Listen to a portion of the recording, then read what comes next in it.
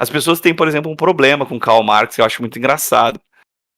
O Marx, ele escreve o Capital porque ele faz uma análise sobre os modos de produção que existiram antes do capitalismo. Então ele vai estudar o modelo asiático, o modelo escravista, o modelo feudal, e ele vê que todos esses modelos entram em colapso. E ele escreve o Capital e ele propõe a lógica do comunismo por um simples motivo. Porque ele considerava, pelas análises que ele estava fazendo no período que ele escreve, e que o capitalismo poderia acontecer a mesma coisa que os outros modelos.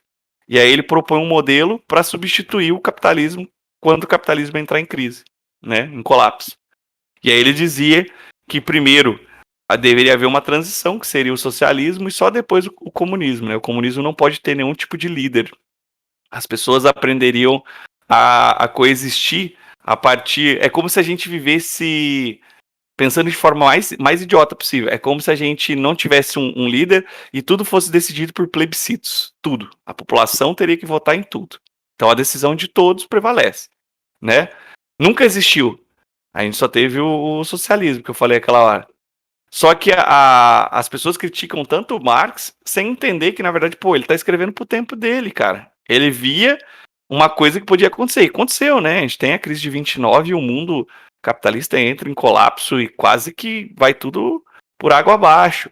O capitalismo consegue se recuperar e é isso que talvez seja a grande questão. Ele não previu isso, que poderia ter um modelo, que é o capitalismo, que conseguiria se recuperar de uma crise tão forte, né? E o capitalismo se reeditou, se refez, se repaginou e se recuperou. Então, assim, as pessoas não entendem o Marx. As pessoas acham que o Marx é simplesmente o cara que falou sobre o comunismo. E, na verdade, não é. Ele era um cara que analisava a sociedade do tempo dele. E ele propunha coisas para pensar essa sociedade. Né? Então, as críticas ao Marx normalmente são muito erradas, principalmente por isso. Porque não se avalia o cenário no qual ele estava escrevendo, o que estava acontecendo na época e tudo mais. Né? E o Marx era pobre. Ele fazia parte da população pobre. Nesse BO aí eu vejo exemplos para coisas menos agravantes. Tipo, tem gente que reclama de Monteiro Lobato ou reclama de alguma obra, vamos supor. Eu conheço uma menina que não assiste Vikings porque retrata, bem novelizado, mas retrata, falando que tem a parte do machismo, não sei o quê. Mas aí a questão do Monteiro Lobato, tá? Tem a questão do racismo. Era a realidade dele. No tempo dele, o racismo era uma coisa perfeitamente normal. Então não tem como. É meio que uma passada de pano. É meio que passada de pano. Mas não tem como para uma pessoa que viveu. Eu não lembro quando ele viveu, quando ele escreveu. O mundo era outro. Não dá pra você criticar aquilo. Porque ele não tinha nem ideia. A mesma coisa do Vikings, vai. A palavra da mulher não valia muito, por isso que eu não assisto. Mas é um bagulho histórico. Os Vikings eram os bárbaros lá de 600. E ainda tinha muita. Era muito progressista de uma certa forma. Tinha mulheres guerreiras. Não sei se era exatamente daquele jeito, mas a série mostra assim. Tinha muita coisa progressista, assim, pro modelo. Eu não vou assistir por causa. Não, você não vai assistir. Você não vai fazer mais nada. A questão da escrita, o Monteiro Lobato, ele entendia a situação do tempo dele. Eu vou dar um outro exemplo, que eu acho mais fácil. Um dos principais nomes considerados clássicos da sociologia no Brasil, né, que é o Gilberto Freire, ele escreve a obra mais famosa, que é o Casagrande Senzala. Todo mundo, em algum momento, já meio que já ouviu falar disso na escola, porque é uma obra super cobrada.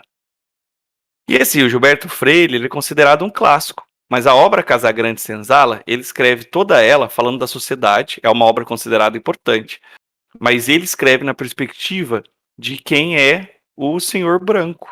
Ele pega os diários da sua família, que eram senhores de escravos, e ele retrata uma relação entre senhores e escravos, uma relação de ternura, que não existe. Nunca existiu essa relação de ternura. Era uma relação abusiva. Então, assim, quando ele pega nos diários, ele vê as relações sexuais entre os senhores e as escravas, ele entendia que aquilo ali era amor. Ele não entendia que aquilo ali era um abuso, que a escrava não tinha opção, ou ela se deitava... Né? Era o estupro, ou ela se deitava com o seu senhor, ou ela ia sofrer as consequências de alguma forma. Então, às vezes, era uma forma dela lutar pela própria sobrevivência. Caramba, E, cara, a obra dele, ela retrata a sociedade daquela época por essa perspectiva, como se a dinâmica entre brancos e afrodescendentes fosse uma coisa harmoniosa, entende? E é um clássico. Mas por quê? Porque ele tinha a visão de quem era o homem branco que estava inserido numa dinâmica onde a própria família era de senhores de escravo. Como que ele ia escrever algo diferente disso?